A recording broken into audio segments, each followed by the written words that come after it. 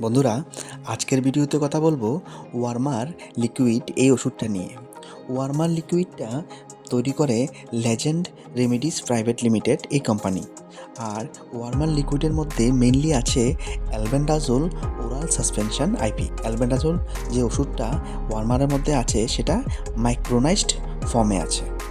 আর এই ওয়ার্মারের মধ্যে প্রত্যেক 5 ml এর মধ্যে অ্যালবেন্ডাজোল আছে 125 mg। তাহলে প্রত্যেক ml এর মধ্যে 25 mg অ্যালবেন্ডাজোল আছে। ঠিক আছে?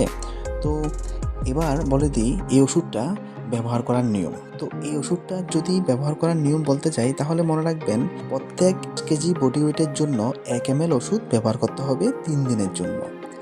আর 30 ml ওষুধ ব্যবহার করতে হবে 100টা মোরগের জন্য।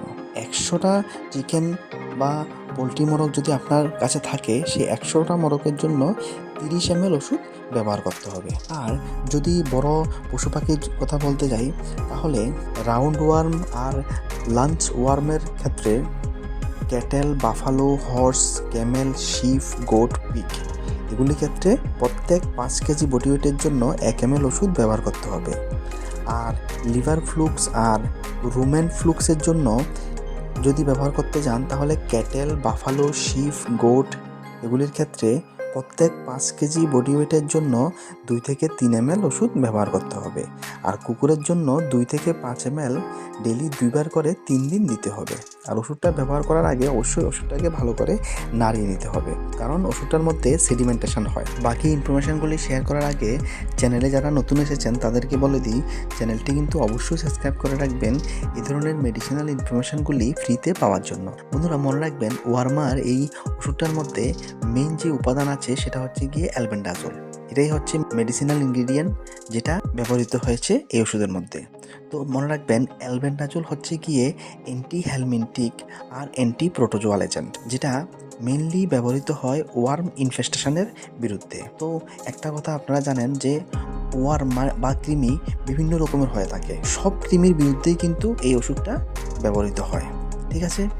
আর ওষুধটা যেগুলি ম্যাচিউরড কৃমি ওইগুলিকেও মারে, লার্ভাকেও মারে, আর ওভাকেও ধ্বংস করে। ঠিক আছে? তো মনে রাখবেন সব ধরনের ওয়ার্ম ইনফেস্টেশনের বিরুদ্ধেই এই ওষুধটা ব্যবহৃত হয়। আর ওয়ার্ম ইনফেস্টেশনটা হচ্ছে গিয়ে কৃমির দ্বারা যখন ইন্টেস্টাইনের মধ্যে ইনফেকশন হয় বা শরীরের অন্য অংশের মধ্যে যখন কোনো কৃমির দ্বারা ইনফেকশন হয় সেইটাকেই ওয়ার্ম ইনফেস্টেশন বলা হয়।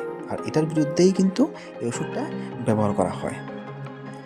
আর ওয়ার্ম ইনফেস্টেশনটা বিভিন্ন ধরনের কৃমির থেকে হয়ে থাকে। Round worm, pin worm, hook worm, tape worm বা ফ্লুক্স এগুলি সব ক্ষেত্রেই ওষুধটা ব্যবহৃত হয়। আর কি কি সিমটমসের মাধ্যমে আপনি বুঝতে পারবেন যে আপনি যে পশু বা পাখির ফার্ম করেছেন সেই পশু পাখির মধ্যে কৃমি হয়েছে কিনা? তো মেন যে লক্ষণগুলি সেটা হচ্ছে গিয়ে ভালো গ্রোথ না হওয়া, খাওয়ার প্রতি ইচ্ছা না থাকা।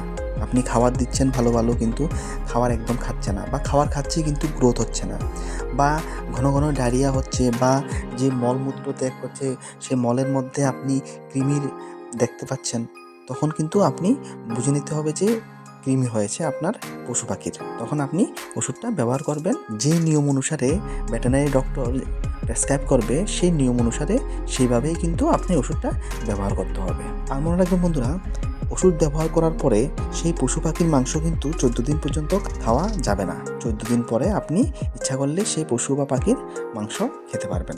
আর যদি বলি ডিম আর দুধের ক্ষেত্রে সেই উইথড্রয়াল পিরিয়ডটা হচ্ছে গিয়ে 7 দিন। আর স্টোর করার জন্য মনে রাখবেন সবসময় 30 ডিগ্রির বেশি টেম্পারেচারে রাখবেন না, 30 ডিগ্রির থেকে কম টেম্পারেচারেই এই ওষুধটাকে স্টোর করবেন। বন্ধুরা মনে রাখবেন ওয়ার্মার এই ওষুধটা একমাত্র ভেটেরিনারি মেডিসিন হিসেবে ব্যবহৃত হয়, মানে শুধুমাত্র পশু বা পাখির ট্রিটমেন্টের জন্য এটা ব্যবহৃত হয়, এটা কিন্তু মানুষের জন্য ব্যবহার করা হয় না। ঠিক আছে বন্ধুরা, ধন্যবাদ ভিডিওটি দেখার জন্য। আর ভিডিওটিতে যে ইনফরমেশনগুলি আমি শেয়ার করেছি যদি এগুলি আপনার ভালো লেগে থাকে তাহলে ভিডিওটিকে একটি লাইক অবশ্যই দেবেন। Thank you.